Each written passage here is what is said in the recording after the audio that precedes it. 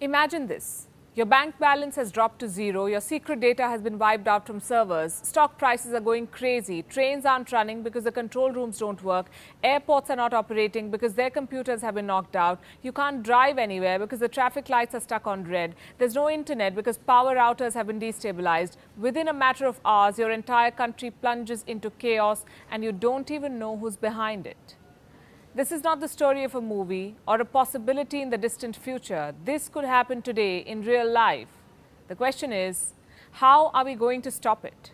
Hello and welcome to Gravitas Plus. I'm Palki Sharma Upadhyay. On the 4th of July, as America celebrated independence, a cyber criminal gang was on a hacking spree. It infiltrated a Florida-based IT firm and launched a ransomware attack. The hackers stole troves of data and demanded $70 million in return. The victims included more than 1,500 organizations around the world, government agencies, small businesses, banks, supermarkets, even schools.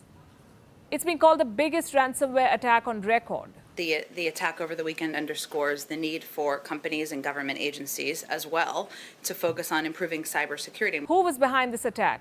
The cybersecurity community says it could be REvil, a group of hackers that was also behind the SolarWinds hack of 2020. That's when a Trojan horse exploited the software of 3 US firms, Microsoft, SolarWinds, and VMware.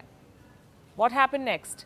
It stole the data of some of the biggest organizations in the world: NASA, NATO, the European Parliament, the British government, the US Treasury Department, the US Telecom Department, and the Department of Commerce. Who exactly were these hackers? Well, no one knows. Some say they're from China, some others say they're from Russia. Their identity remains a mystery. What does all of this tell you? That the world is entering a new age of warfare, one that could change everything that we know about human conflict. They call it cyber warfare. A cyber war is a war fought through computers. It doesn't involve armies. It doesn't have clear rules. It progresses at a very fast pace. A cyber war can be fought in various ways: economic, social, cultural, military. 90% of cyber attacks are economic in nature, targeting banks. North Korea has been at it for a while now. It apparently has a team dedicated to robbing banks, the Beagle Boys. Since 2015, they've stolen from at least 30 countries. In 2016, they stole $81 million from the Bank of Bangladesh. In 2018, they stole 805 million rupees from India's Cosmos Bank based in Pune. Cyber wars are launched for money, also for power through propaganda, misleading the public, sowing disinformation, the kind of cyber warfare that Russians are said to have aced.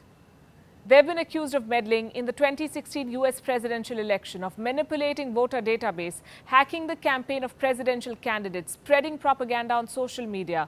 Most of these are still accusations. The Russian president says he's still waiting for America to provide evidence. Ну, мы хорошо знаем, нас в чем-то только не обвиняли в вмешательстве в выборы, еще там кибератаках и так далее. Причем ни одного раза не удосужились предъявить какие-то доказательства. Просто голословное обвинение. Я удивлен, почему. Number 3. Intellectual property rights. This is another big arena of cyber wars. The country acing it is China. In April this year, a network of suspected Chinese hacking groups carried out a cyber attack on Microsoft emails of at least 30,000 American organizations. It's not clear how much data and ideas they stole. And then we have military attacks, the most potent threat. This includes espionage, corrupting information, disrupting military programs, controlling command rooms. Now, most of us tend to think of Russia and China when we think of such attacks. No one ever thinks of America, probably because the Americans are good at PR, always portraying themselves as the good guys. But Washington's capabilities in carrying out cyber strikes are unparalleled. Have you ever heard of Stuxnet? It was a computer worm detected in 2010. This worm almost crippled Iran's nuclear program. It was a marksman's job. The worm was introduced into an Iranian power station through a USB flash drive. It then spread across the nuclear network, explored it, and looked for weaknesses. Once it found them, the worm altered how the key systems operated, leading to the failure of critical components. How much damage did it cause? Quite a lot. It damaged at least 984 of Iran's uranium-enriching centrifuges or machines. By current estimates, this has led to a 30% decrease in Iran's uranium enrichment efficiency. Who was behind this worm attack? It was said to be the handiwork of the CIA and Mossad, Israel's intelligence agency. Says who? Iran and Edward Snowden. It gets more interesting. Let me show you some images. They're from places that you may have never heard of. This is Flying Dales in England's North York Moors. It's an Air Force station that has no planes at all. This building that you see, they call it the Pyramid. It's actually a giant radar. There's something similar miles away in Alaska, an Air Force base, again with no airplanes. There's another one located far in the south at Beale, a small town in the deserts of California. One in Cape Cod, Massachusetts, an empty Air Force base hidden in the forests. And yet another one in the frozen north of Greenland, an Air Force base that has no airplanes or forces. What exactly are these installations? They're all part of America's early warning system, radars built to detect attacks on America and its allies. They can stop incoming nuclear missiles with the help of dedicated satellites in space. You can call it the nervous system of American defense. In January 2020, after the death of Iranian General Qasem Soleimani, Iran launched a dozen missiles at US military bases in Iraq, a dozen missiles, and yet the damage was minimal. The US Space Force confirmed that it was this system which helped them counter the attack. The system worked as intended. But given the technological advancements in today's world, imagine if this system were to be hacked. It's going to be a nightmare scenario. Not only will it leave America's defense infrastructure blind, it might push the entire world into chaos. According to America's latest nuclear posture review, which is basically an instruction manual of its weapons, these radars are so crucial that if they get attacked, America would respond by using nuclear weapons.